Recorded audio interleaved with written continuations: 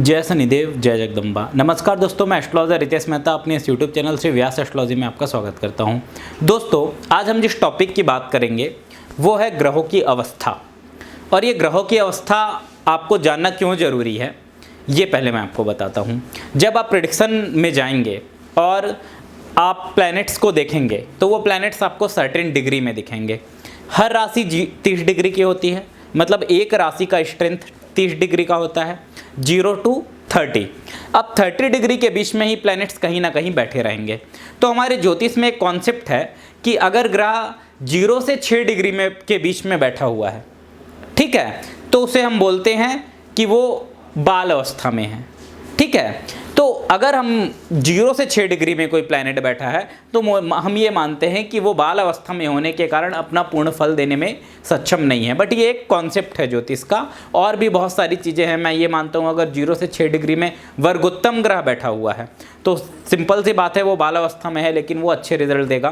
तो वो बात की बात है, क्योंकि वो एक्सेप्शंस हैं उसके। बट जनरली क्या बोला जाएगा कि जो ग्रहों की अवस्था है वो आप प्रिडिक्शन के पॉइंट ऑफ व्यू से यूज़ करेंगे कि ग्रह अपना कितना रिजल्ट देने में संभव है।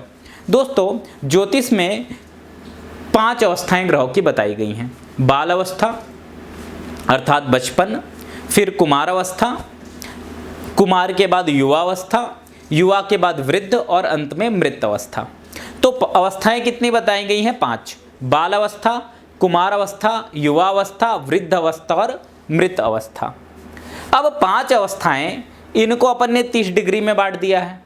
तो अगर अपन 30 डिग्री में बांटें तो 6-6 डिग्री की एक अवस्था हो गई। 0 से 6, 6 से 12, 12 से 18, 18 से 24 और 24 से 30। अब होगा क्या कि आपको क्या करना है, विषम और सम राशि को अलग अलग करना है। विषम राशि 1, 3, 5, 7, 9, 11, 2, 4, 6, 8, 12, ये है सम राशि। अब क्या है, जो विषम राशि है उसमें 0 से 6 डिग्री में ग्रह बाल अवस्था में हो जाएगा, 6 से 12 डिग्री में कुमार अवस्था में हो जाएगा, 12 से 18 डिग्री में युवा अवस्था में हो जाएगा, 18 से 24 डिग्री में वृद्ध अवस्था में हो जाएगा और 24 से 30 डिग्री में मृत अवस्था में हो जाएगा। ये हो गया विषम राशि के लिए। जबकि सम राशि में इसका उल्टा हो जाएगा। 0 से 6 डिग्री में मृत, 6 से 12 में वृद्ध, 12 से 18 में युवा, 18 से 24 में कुमार और 24 से 30 में बाल। मतलब विषम में बाल से हम प्रारंभ करेंगे, मृत पे खत्म करेंगे, और सम में मृत से प्रारंभ करके बाल में खत्म करेंगे। अब यहाँ इंपॉर्टेंट पॉइंट है 12 से 18 डिग्री। यहाँ पे विषम राशि हो या सम राशि हो, 12 राशि से 18 डिग्री में, 12 डिग्री से 18 डिग्री के बीच में जो ग्रह होगा वो युवा अवस्था में होगा। और युवा अवस्था में अगर कोई ग्रह है तो बोलते हैं वो अपना पूर्ण फल देने में सक्षम होता है, क्योंकि वो युवा है, एग्रेशन, उसमें फल देने की सक्षमता है। आप सिंपल सा समझिए, अगर बच्चा है कोई बाल अवस्था में है तो वो अपने पूर्ण परिणाम नहीं दे पाएगा। इसी प्रकार मृत अवस्था में भी पूर्ण परिणाम नहीं दे पाएगा। लेकिन मैं आपको एक चीज़ बता रहा हूँ, इसके एक्सेप्शंस हैं और एक्सेप्शंस हम आगे सीखेंगे। जनरल ट्रेंड में मैं आपको बताया कि बाल अवस्था में कि एक ग्रह जितना रिजल्ट देता है उससे थोड़ा ज़्यादा वो कुमार अवस्था में रिजल्ट दे पाता है, युवा अवस्था में वो अपना पूर्ण रिजल्ट दे पाता है, वृद्ध अवस्था में भी पूर्ण रिजल्ट नहीं दे पाता है, थोड़ा कम रिजल्ट देता है, और मृत में एकदम ही रिजल्ट नहीं दे पाता है। बट ये जनरल कॉन्सेप्ट है, एक्सेप्शंस आएंगे। जैसे मंगल भगवान है, 28 डिग्री मकर राशि में उच्च के हो गए। अब 28 डिग्री मकर राशि सम राशि पड़ रही है, वो बाल अवस्था हो गई, लेकिन एक्सल्टेड मंगल है तो पूर्ण रिजल्ट देगा।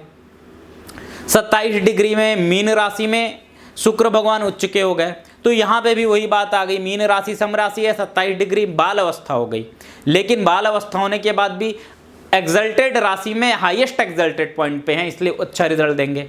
अब आप मकर राशि में ले लीजिए, 1 डिग्री पे शनिदेव बैठे हैं, खुद की राशि हो जाएगी, वर्गोत्तम हो जाएंगे। तो यहाँ पे भी शनिदेव भले मृत अवस्था में है मकर राशि में 1 डिग्री में, लेकिन भाई खुद की राशि में वर्गोत्तम हो गए तो अपना बहुत अच्छा परिणाम देंगे और पूर्ण रिजल्ट देंगे। तो आपको ये समझना पड़ेगा कि ये अवस्थाओं का कॉन्सेप्ट के भी एक्सेप्शंस हैं। आप ऐसा मत सीखिए कि आपका प्लैनेट मृत अवस्था या बाल अवस्था में पड़ा है तो एकदम वो पूर्ण रिजल्ट नहीं दे पाएगा। आप अंदर तक जाइए कि कहीं वो वर्गोत्तम तो नहीं पड़ा हुआ है, कहीं वो स्वराशि का तो नहीं पड़ा हुआ है, कहीं वो एक्सल्टेड डिग्री में तो नहीं बैठा हुआ है। समझ रहे हैं? तो ये सारी चीज़ों को 3 डिग्री में वृषभ राशि में उच्च का हो जाता है चंद्र, लेकिन 3 डिग्री जो है वृषभ राशि की वो मृत अवस्था है। तो ये आपको समझना पड़ेगा, केवल मृत अवस्था में बैठने से प्लैनेट्स ऐसा नहीं है कि अपना रिजल्ट देना बंद कर देंगे या कम रिजल्ट देंगे। आपको ज्योतिष को इस तरीके से देखना पड़ेगा। जैसे जैसे हम आगे बढ़ते जाएंगे आप इन चीज़ों को समझते जाएंगे।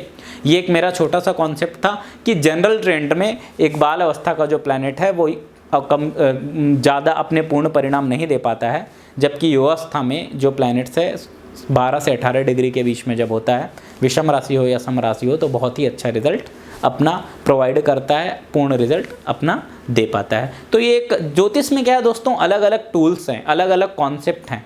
हर कॉन्सेप्ट को एक साथ लेना है, एक साथ मिला के एक कंक्लूजन पे जाना है। और जब तक आप कंक्लूजन पे जाना नहीं सीखेंगे तब तक आप सही तरीके से चार्ट का एनालिसिस नहीं कर पाएंगे। मेरा वीडियो आपको पसंद आ रहा है तो इसको शेयर कीजिए, मेरे चैनल को प्लीज़ सब्सक्राइब कीजिए। कोई डाउट है तो व्हाट्सएप पे जाइए, कल हम दूसरे वीडियो की बात करेंगे। और आप देखिएगा कि जैसे जैसे ये वीडियो आगे बढ़ते जाएंगे आपके कॉन्सेप्ट अच्छे होते जाएंगे। और मैं आपको ये विश्वास दिला रहा हूँ कि हम ज्योतिष के सूक्ष्म से सूक्ष्म सूत्र, जेमिनी के सूत्र जो आपको YouTube में बहुत कम जगह मिलेंगे, प्रश्न शास्त्र के सूत्र, वर्ष फल के सूत्र, ये सारा कुछ हम सीखेंगे। वर्ष फल का कैलकुलेशन मैं आपको बताऊंगा, वर्ष फल से प्रिडिक्शंस बताऊंगा, मैं आपको मेदनी एस्ट्रोलॉजी बताऊंगा, वर्ल्ड की प्रिडिक्शन, कोरोना की प्रिडिक्शन, महामारी की प्रिडिक्शन, भूकंप की प्रिडिक्शन, युद्ध की प्रिडिक्शन, ये सारी चीज़ें अपन मेदनी एस्ट्रोलॉजी में लेते हैं। तो ये सारी चीज़ें भी आपको इस चैनल में मिलेंगी। ये चैनल आप बस इसको देखते जाइए और आप देखिए आप एस्ट्रोलॉजी में किस तरीके से एस्ट्रोलॉजी के ज्ञान को सीखेंगे और इस ज्ञान को और भी आगे बढ़ा पाएंगे। धन्यवाद दोस्तों, जय माता दी।